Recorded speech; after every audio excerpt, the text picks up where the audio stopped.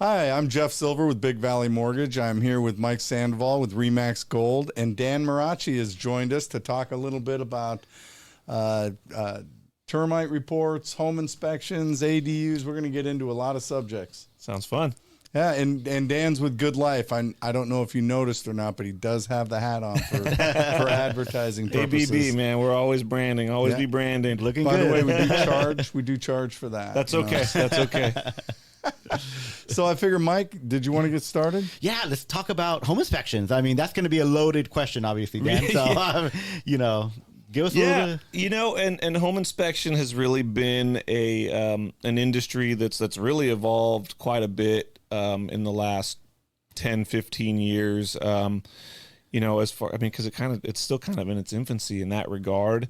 I think a lot of the times with home inspection something that gets lost on it is that they're general reports. It's a general inspection. It's a visual inspection, and it's based on, an opinion.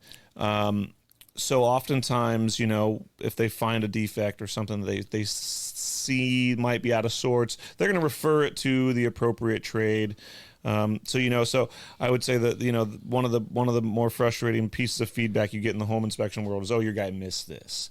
And it's like, well, was it present when he was there? It has been 3 weeks since he was last there, and not to make excuses for our guys, but I mean, if you think about it, when things happen to a house, a lot of times it's when someone's moving out and they no longer have that attachment to that house. So that's a tough one. But they're also looking at so many components. I mean, they're looking at thousands of components of the home in every single home, and they're there for 2-3 hours. I would say, as far as when it comes to choosing a home inspector, obviously I think, reviews carry a lot of weight, but also tenure, guys that are comfortable looking at an HVAC system that may still be performing at a high rate, but it's 20 years old, right? It's getting towards the end of its life expectancy. The manufacturer is going to by default tell you, okay, the life expectancy on this unit is 20 years, but it's still pumping out hot, cold air, or the furnace is still working in the wintertime, and it's sufficient. And most home inspectors are going to say, okay, it's reached its life expectancy, but at this time, it seems to be performing well. So that's one those are some examples of things that we hear back. And I've heard there's so many components, right, in a home inspection, so it's hard to go through every single item is impossible. So the guys do their best. Now, do you have to be licensed, a specific license, to be able to a home inspector is not technically licensed. They are certified. So like our guys are certified through InterNACHI, which is a very reputable and popular certification platform. I always jokingly say, if either one of you wanted to print up business cards and call yourself a home inspector, you can do that. There you go. Jeff, hey, I like a career for you, Jeff. A new business. I can do a side gig doing that, although I don't know. Right. And now, like for us, that InterNACHI, it establishes our standards of procedure. It defines what we're going to look at. So I'll give you a great example. Some home inspectors will look at irrigation systems, and others will not. It's just some include it as something that they're going to inspect, and others don't. That gives you kind of an idea. You can have quite a bit of leeway. A lot of home inspectors are, also general contractors or formal general contractors. And I would say my biggest concern with those guys, again, when they're new, is a GC is typically very well versed in brand new product. Okay. So like I said, that example I gave you with the HVAC system that's 20 years old, a GC is probably just going to go, yeah, replace it, right? Because that's what makes sense in their brain. Like the GC in me is like, yeah, hell yeah, I want to replace that. Right? That's low hanging fruit. That's a job.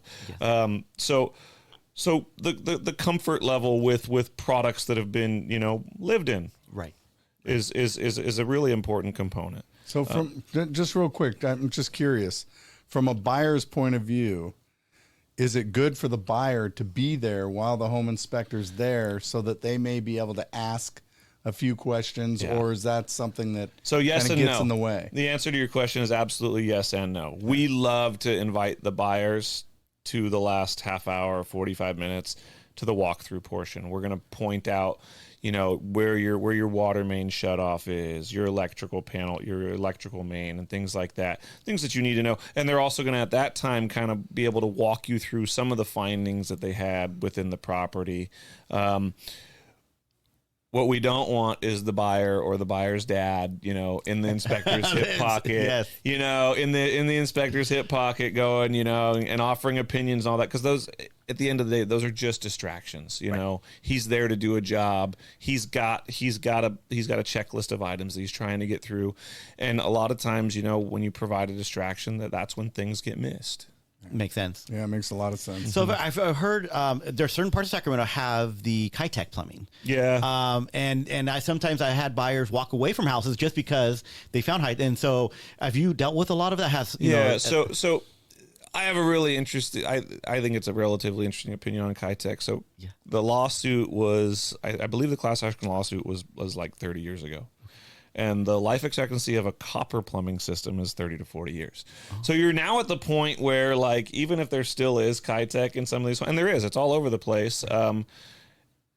It's probably similar to a copper system right now. So what Kitech is, and I'll just speak very generically, it's a layer of plastic and then a layer of aluminum and then another layer of plastic, and that aluminum is supposed to provide stability and rigidity and longevity to the product. Well, what happened was when it was buttoned up with the coupled up with the connectors, you would have galvanic corrosion, which is not good because then it's basically your metals are not getting along with each other, and they'll cause corrosion, which will ultimately cause the leaks in the system. Another problem with Kitech was when they were installed, if they were kinked. So because of that aluminum on the inside, if it's kinked, it can crack or weaken, and eventually that can create a leak as well. So there was a class action lawsuit with Kitech. All the money's gone. Right. It's been exhausted. There's no more money there.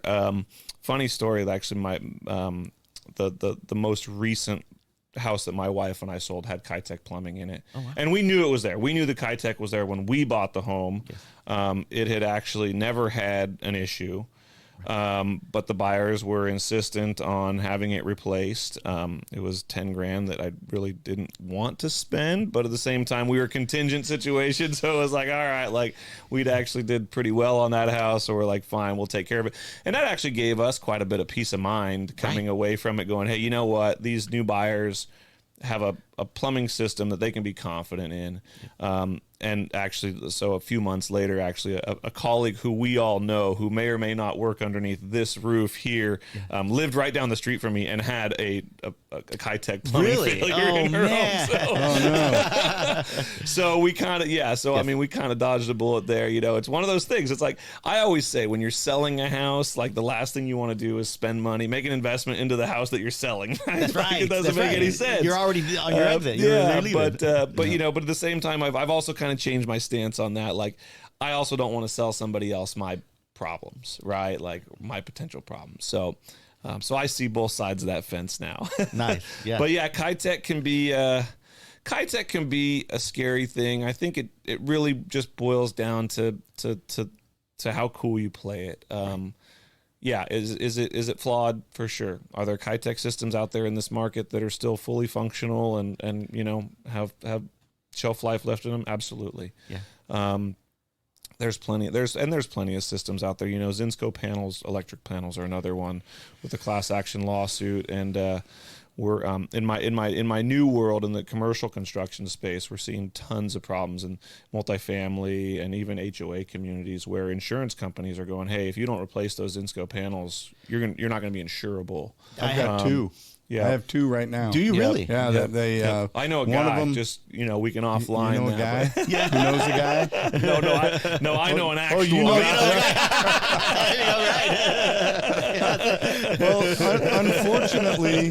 unfortunately, one of the situations wasn't found out until after the fact. Yeah. So the escrow closed. Yep. And the insurance company came back and denied the policy. So you're seeing so much of that. Insurance companies and let's just face it. I mean, look, I've seen my insurance premiums go up. I'm sure you guys have seen the same, and it's painful, right? Financially painful. It's hitting you right in the wallet every month.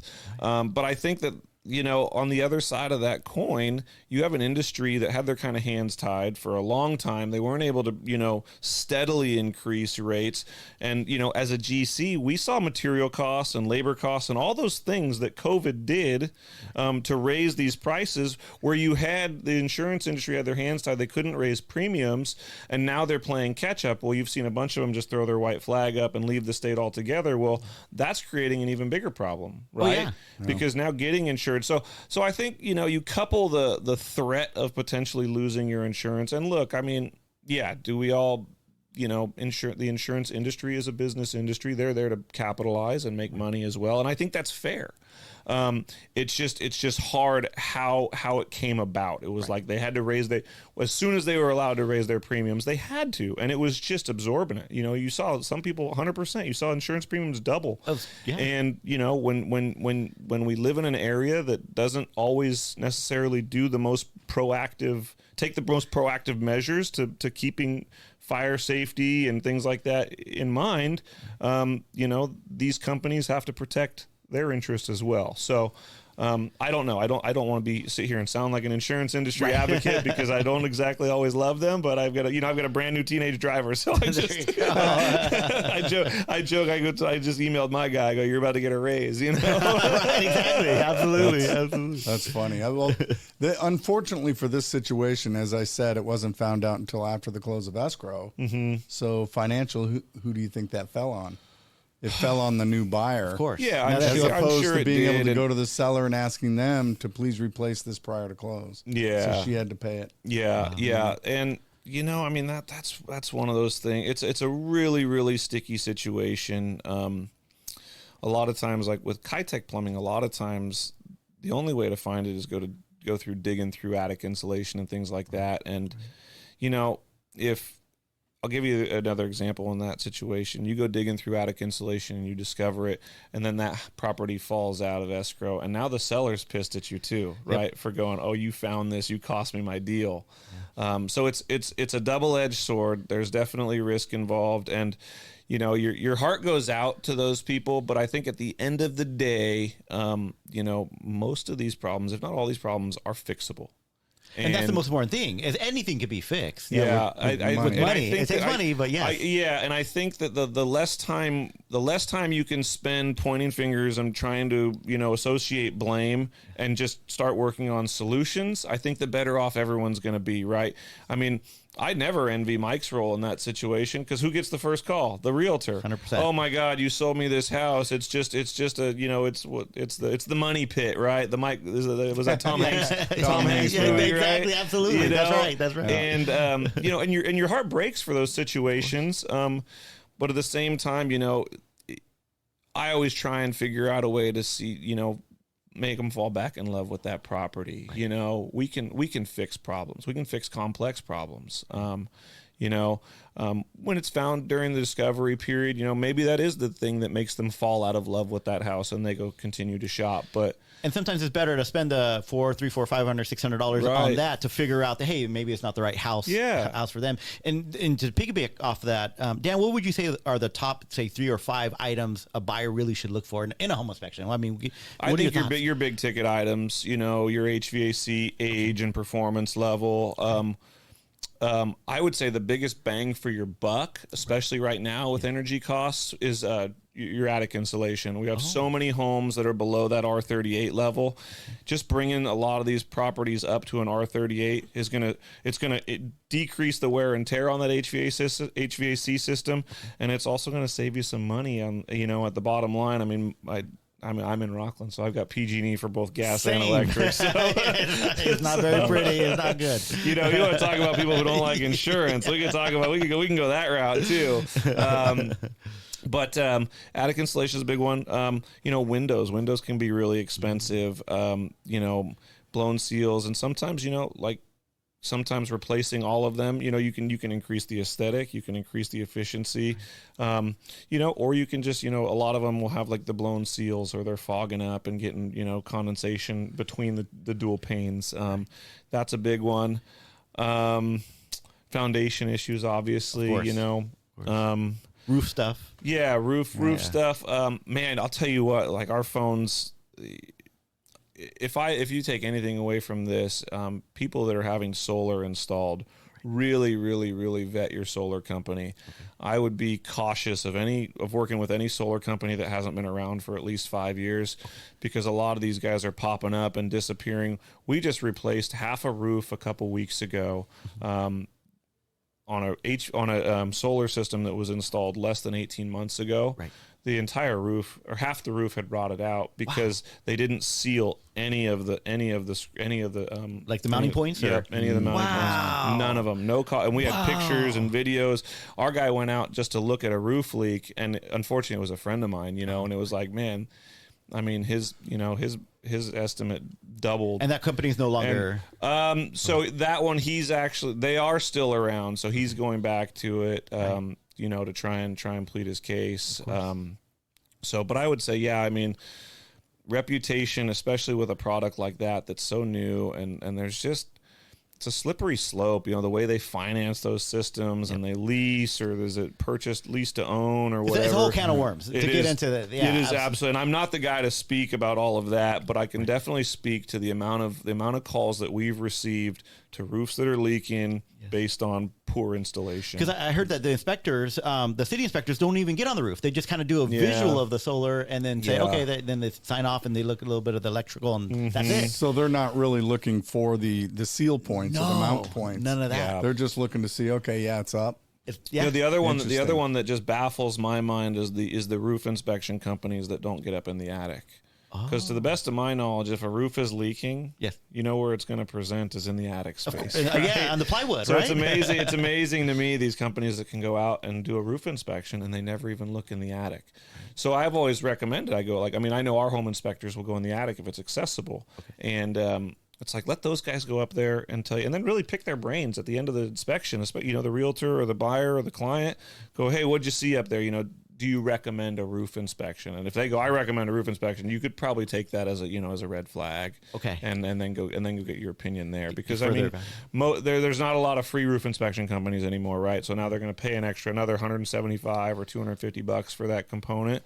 You know, and I get it. You know, we all understand the stresses of financial fluidity when you're purchasing a house. I mean, you feel like there's money just flying out. So another thing I wanted to touch on in regards to home inspection is the increased popularity of the pre-sale inspections, where the listing agent is having inspections performed, and then they're disclosing and handing over those reports. I think it's a great practice. I mean, I grew up in the Bay Area. My mom worked in title and escrow in the Bay Area, and that's the way they do it down there. So when you have these Bay Area buyers who are still coming to our market, pretty consistently and pretty heavy, you know, in numbers, that's the way they're used to doing business. So when they get here, and you know, it's like if their parents are from there and that's the way they were raised, well, who are they seeking advice from? They're seeking from their parents who are familiar with that process down there. So if we do it totally different up here, you're already almost kind of putting your buyer pool on their heels a little bit.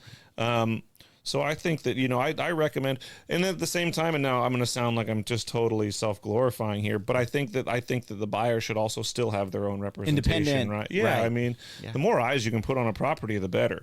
Right? Well, I was going to bring that up. As a matter of fact, that was one of the issues in my head. Is yes, the seller's getting a home inspection prior to, so that they can then present and say, hey, look, our house is in great shape, or here's a couple of the issues and we'll help you take care of those. But then also with the buyer doing theirs, it's not like a termite inspection where termite companies are licensed and they have to register the reports. Yeah. So if a seller gets a termite inspection, you can pretty much bank on it that it's correct. Yeah, that WDO or termite or pest inspection, I try and tell everybody, call it a WDO because it's a little more explanatory of what it is. Wood destroying organism is WDO. Okay. The worst to call it, I think, is a pest inspection, because I tell you, back in the day, we used to get the calls like, oh my gosh, I moved into my house, you guys did my pest inspection, there's ants everywhere. I said, well, unless your ants are, you know, carpenter ants and they're eating your house, they're not going to show up on your you know, WDO report. Yeah. So I think that pest report can be a little misleading when you call it a pest inspection or a pest report, because that's more general pest, right? And that report is not going to identify. Some guys will, if they carry both branches, they'll reference that. But. And that's a good segue, as Jeff mentioned. So they're mandated by the Structural Pest Board, then, correct? Yeah. So that's probably your biggest difference between your home inspection report and your WDO report is the state mandate. That termite report is public. Oh. After 10 days, it's a public report. So whoever basically if somebody requests it, you have 10 days to provide it to whoever asks for it. Wow. The WDO termite inspection, they fall underneath the Department of Agriculture.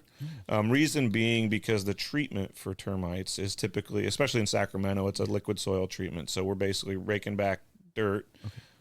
Putting chemical in the soil and then filling it back in. So the ag department's very, very, very concerned with, how we're applying and where we're applying and how much. So we report how much and where and all that. So that's why you get that diagram of the home's foundation and all that. So, great information. Yeah, absolutely. And obviously there's the wood destroying organisms like the subterranean, you have the beetles. Can you go in a little bit more in detail on those? So I think the one that catches people off guard is dry rot, right? I was just going to say, we haven't even touched on dry rot. I saw the pond. You were leading me. I got you.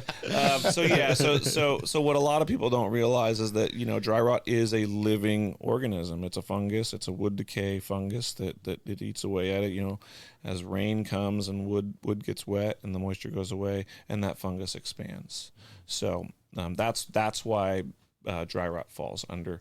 And technically only a branch 3 WDO inspector can identify dry rot. So that's why on home inspection reports or other reports you'll see wood decay, or you should not see the word dry rot unless it's a licensed inspector. How about mouse or rat poop? Can you see that on those reports? Yeah, that's a good question. Yeah, can you? Exactly. That is something. So there's a branch 2 and a branch 3 license underneath the Structural Pest Control Act, and branch 1 is fumigation as well. So fumigation, which covers a whole different arena. Okay. Branch 2 is your general pest. So those guys are, ants, spiders, rodents, and then branch 3 is your WDO. You can carry both licenses. So a WDO branch 3 can also hold a branch 2. Does Goodlife have and do both? We have some guys who have both, and we have some guys who just have one. We actually just cut back our pest control to only commercial. So we're only doing commercial pest control services.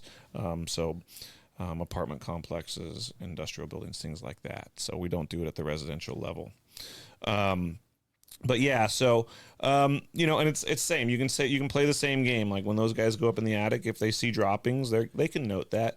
They're not going to identify what the cause of it is. They're just going to say, potential rodent activity or something. So we're trying to make you aware without overstepping our legal boundaries, right? Makes sense. And it's funny because way back in the day, you'd be driving down the street and then you'll see a house that is tented, and then people say, "Oh, the circus is in town." But it's not the circus. That's fumigation, right? That's fumigation company, and fumigations in the Sacramento market are certainly fewer and further between.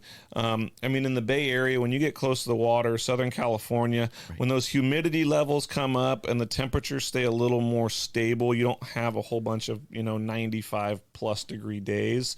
That invites in the different species of the WDOs. So that's your drywood termites, your wood-boring beetles. They need a high humidity content to survive and to thrive. So that's why you see that. Not to say we don't have them. We do find beetles and we do find drywood termites in the Sacramento market, but not nearly at the rate you find them when you get a little more less hot, more humidity. Right. Oftentimes close to the ocean or large body, like a lake or something like that. See, I always thought that when you saw those tents, that means Heisenberg's at work. Yeah. He's cooking up some crack. Yeah. That's just out in the middle of a desert in an RV, I can't remember what season that was when they started using the tented homes. But I always got a kick out of that. In that regard, actually, they I think it was just last year they found a corpse in a home that was being fumigated because these thieves were breaking into these homes because oftentimes they're unlocked and they're obviously the tent's up, but those things are pumped full of icane gas, which is lethal. Right. So you get the homeless population, or someone will move in looking for shelter for a night, Right. and unbeknownst to them, and they never wake up. So it's That's crazy. Yeah. The fumigation process is pretty wild. I mean, it's like I said, I always go back. I go, there's a reason those guys have their own specialized license. Most of the companies in California, we're subcontracting fumigation work. So there's fumigation companies that do just that. Right. Wow. Yeah. That's That pretty is wild. dangerous stuff. I for didn't sure. even know that. Yeah. Yep. Any horror stories do you have for us? Anything? Oh God! Not in the whole general home inspection, there's stories back in the day when I was a termite inspector. We did a house down in Sierra Oaks area, and it was a mansion. Yeah. It was a huge Love house. Sierra Old. Oaks. Oh my God, this thing beautiful out there. was gorgeous. Right off a Watt. Yeah. I mean, you turn off a Watt, and you're like, "There's no way." And then you're like, "Holy crap!" And this thing was probably 8,000 square feet. Wow. And it had an air mover system in the sub area. The sub area was probably 3 feet tall. So I mean, you can stand up. You didn't have to crawl on your belly. You could crawl on all fours. Right. Wow. It was a nice one in that regard. Yeah. Well, this property obviously had a landscaping service, and I don't think they probably hadn't adjusted the watering settings in 10 years probably, and there was literally 3 inches of standing water in the entire sub area. Wow. And so we couldn't go into it. Well, eventually we had to go back, and once we got underneath it, I mean, it looked like a movie scene out of like Ghostbusters. There was just so much nasty fungal growth and stuff. Wow. from growing from the bottom, from the underside of the floors, the joists, the girders, and I mean, you could just grab them with your hands and they would just crumble Like spider web. Oh type yeah, stuff. yeah. It was, and I mean, just crazy. And you could tell when the home was built, it was so big. They knew that they had to create that cross ventilation to get air moving down there. Well, these things had broken down, a long time before, and now you got so much overwatering happening. That water's just finding the lowest point, and it's all staying there. And now you got circulating air, and it was just a perfect storm. So, Oh, wow. So Yeah. you got to crawl through all that. Ish, Yeah, you get that's to a what point, you see enough, and you go, "I've seen enough." I mean, it doesn't. I can find $10,000 worth of damage over there, but I've already got 50 right here in front of me, so I don't need to go much further. It makes sense. It makes sense. Wow, that's Wow, pretty. that is. Yeah, I mean, no one really goes underneath their house anyway. If you have a crawl space, I mean, yeah, I wouldn't, but Yeah, I mean, it's The dog does and raccoons. Yeah. do. Oh yeah, Oh yeah. One of the first times when I was first licensed, one of the first ones I got into was this was back in the HUD days, right? Oh Like, wow, yeah. When HUD was selling off all their repoed homes, I was going in and there was a skunk coming out, and you want to talk about like some immediate like gray hairs. I think about half of these came in that moment. So you don't want to be going counter commute in a sub area with wildlife, Did you get Especially sprayed? a skunk. No, Oh, thank God, I was God. gonna say. Thank God he didn't spray, man. He got out though. He got out, and that would have jeez. just been a horrible situation. Had he Oh, sprayed yeah. down there, it I would have don't know. been I don't know just what would be horrible. worse, a skunk or a porcupine. I'd probably take the Fortunately, porcupine. we Yeah, don't porcupine, we don't have a ton of porcupine No, activity we don't. around We here. don't have so, Hey, yeah. we did give residence to 2 peacocks though in our backyard, and I live right here in East Roseville. Yeah. It's like where'd they come from? They flew into our Oh backyard. yeah. And they hung out for 4 days. There was one that used to hang out at what's it's now it's the In Shape, but it's the old Cal Fit in Rockland right Yes. there. There was a peacock who used to hang out in front out there all the time. You'd see him all the time. I was driving home the other day. There's a turkey just walking down the middle of this is turkeys. the country out here. Yeah, We're living- I mean turkeys. Yeah, we get those. A lot of those because Maidu Park. yeah. A lot of them Oh, live yeah, there. that's right. The Canadian peacocks, geese. I The was Canadian just like- geese, especially. Yeah, on the golf Oh, yeah. courses, the geese love those golf courses, yeah. man. Yeah, they fly right over our house. I think it's their main flying. They come over and they land in Sargent Elementary School, their yard. That's And so every morning at 5:30, saying You'll hear 'em, right? right over our house. Yep, It's hilarious how absolutely. they fly in the same patterns. Yeah. Every now and then you'll get a duck swimming around in your pool in the backyard or something. 2 of them. Yep. Is that right? Yeah, husband and wife. We call them husband and wife, but our pool guy said you got to kick them out because Yeah, that's right. yeah, Yeah. they mess you up, and Yeah. that's the same thing with those peacocks. Oh, yeah. And those are big. Those are like geese. Yeah. Yeah. They're big, Huge. waist, And when it starts cluttering up your deck, that's when my wife said, enough. Yeah. Enough is enough. You're pretty birds, but you got to go. Exactly. Yeah. You're taking advantage here. We give you free room and board. And I got my pictures. It's time to go. Yeah, that's it. Right? That's it. That is exactly right. Dan, I know that you do more on the commercial side, more of the realm side. ADUs, do you guys do those at all? So we've actually really got some nice traction. I think we just finished like our 8th or 9th ADU in the last like 6 months. Some really, really cool stuff going on there. Obviously, California has a housing crisis and affordable housing crisis, I should say. I don't know if it's necessarily a housing crisis, but creating affordable space for people to live in. I mean, I look at my kids and I'm terrified. I'm like, man, you guys are going to live with me until you're 35, 40 years old because prices. Yeah, it's just crazy. Yeah. And you strap that with the college debt weight and things like that. It's really, really hard. I mean, I remember when I graduated college, I mean, that struggle of making those payments on your student loans and things like that. That's a big deal. But anyway, so in the ADU space, some really cool. A lot of cities have pre-approved plans that we can access and do that. I'd say some of the biggest challenges in the ADU space that people forget about is you have setbacks and things like that. So you can't necessarily build it right up to your property line. You got to have a setback. So those square feet can add up pretty quickly. I mean, gosh, you can build an ADU up to just shy of 1,200 square feet. Is that the max limit they would allow? Wow. And it can vary from jurisdiction to jurisdiction, but that seems to be kind of the norm. What do you think it would be the price per square foot? Something just shooting from the hip. Anywhere from $200 to $300 a square foot. So you're about $100 to $200 cheaper than new construction, and it all depends on the finishes. Unfortunately, we've all walked through model homes and seen the high end finishes, and that's what we all want. But you start adding up some of these components, it gets expensive fast. So I'd say $200 to $300 a square foot is usually a pretty safe range, or $250 to $350. If you get a lot of ways you could save money if you can tie into your utilities, or you can tie into your sewer lines and things like that. Those are where a lot of people get kind of caught off guard with some additional costs.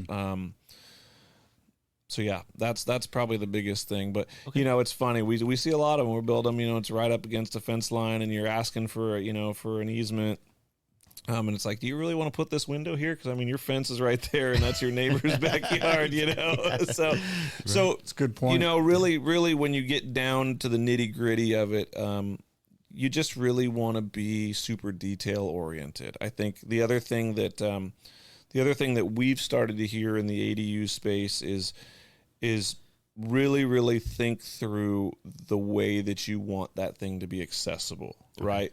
Because how you would want your in-laws who may be living in it to access it versus someone who you're going to move in to make it an income property to access it is different, right?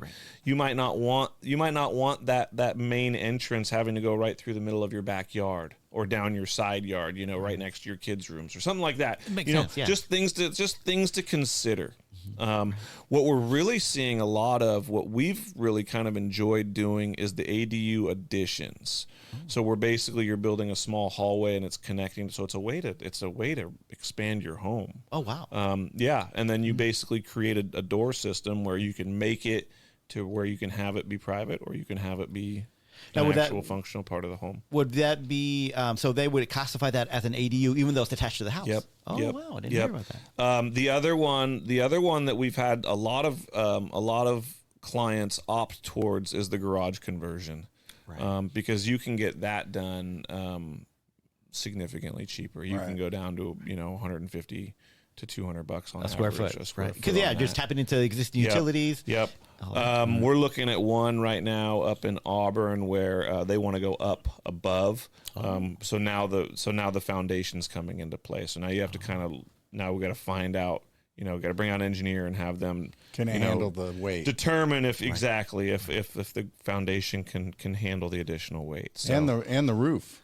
Yeah. Well, we're going to chop the roof off and go up. Right. Put so, it another side. Yep. Interesting. But it's super cool. It's super fun. It's an awesome way to be creative. I've always said like Goodlife started as a drywall repair company who subcontracted to basically all the termite companies in town, and now we've grown into what we are, which is a full scale construction company. We can build ADUs. We can build you a brand new home if you want. That's not really our space, but the ADUs we really enjoy. We still do a ton of drywall repair. We have a massive presence in SB 721 and 326, which is the deck and balcony law in multifamily spaces, so condo communities and apartments where they have elevated exterior elements, basically anything 6 feet above the ground designed for people to walk on, making sure that those are safe. I don't know if you guys recall the balcony collapse in Berkeley back. Oh, yeah. Was that 2017 or something? Yeah, that happened in Florida as well. Yep. So you see, you have these laws that have been developed because, with public safety in mind. And, again, on the flip side of that coin, you've got, these owners that are going, holy cow, wait a second. Like that's going to be $1 million to repair all my balconies or whatever. I said, well, let me remind you that lawsuit would be a lot more than $1 million. 100%. Yeah, the condos. 100%. Oh, yeah. So a good referral to you might be a HOA president. For sure, yeah. We work with a lot of HOA management companies, a lot of property management companies in that space. That'd be a great referral for me. I'd love to hear with those guys. And I think going back to us, like we really, really like to get creative. And if that means, we've got a value engineer, we like to do that. We like to make sure we like to fit into your budget and not hit you with a million change orders. Now, not to say that they're not going to happen, but in a perfect world, we like to get creative. Elevate the appearance and the curb appeal while doing a great job on our end. So that's really important to us. Absolutely. Nice. Cool. Sounds good, man. I really appreciate your time. Thanks for Seriously. coming out today. Yeah, thank you guys so much for having me. I appreciate it. It's nice to be on this side of the conversation on our podcast, Yeah, throw a little plug out there for your podcast. Oh, yeah, thank you. We have Open the Gate podcast. We talk about Sacramento real estate and lifestyle. So we talk a lot about what it's like to live here and then like what it's like to be a part of these communities and stuff like that. So Kaylee and I have a blast doing it, and so how do they find it? We're on Spotify, iTunes, and we also are on social media on Instagram at Open the Gate Show. Open the Gate Show. There you go. Right on. Well, Awesome. hopefully you guys all enjoyed all this information and have a great day. Yep, absolutely. Right. Thanks for having me, guys. Appreciate it. Thanks, Dan.